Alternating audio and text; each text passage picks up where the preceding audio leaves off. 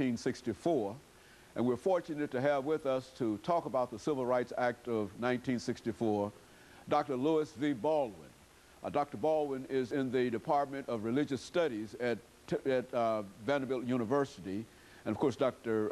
Baldwin, we've introduced you on so many occasions. That's and right. I think this is the first time we ever introduced you as being from Tennessee State University. Of course, I think that we all understand that you're at Vanderbilt University and have been for the last almost 20 years. So right. let's have you, Dr. Baldwin, to talk about your background and other information, and so that those individuals who might not know you, and I can't imagine there being too many people who might not know you from this particular show, but to give us some information about your background, your education, and then we'll get into the Civil Rights Act of 1964. Okay.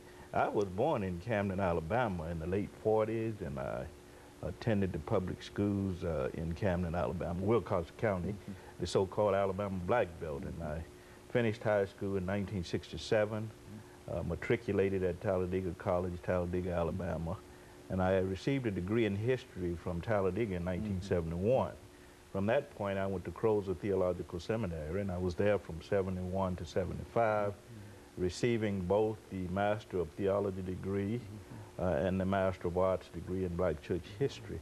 And in 1980, I graduated from Northwestern with a PhD in the History of Religions.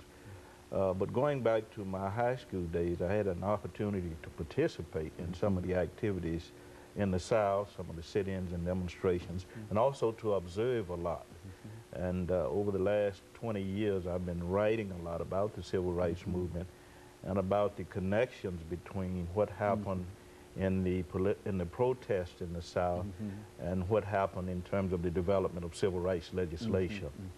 Very good. And of course, Dr. Baldwin, we also know that you one of the preeminent Martin Luther King scholars, and since Dr. King played such a crucial role in the civil rights movement, we would expect you to bring in, that kind of information in dealing with this Civil Rights Act of 1964. But let's see, Dr. Baldwin, if we might be able, during this first segment, to simply have you to make some preliminary statements in reference to the significance of this act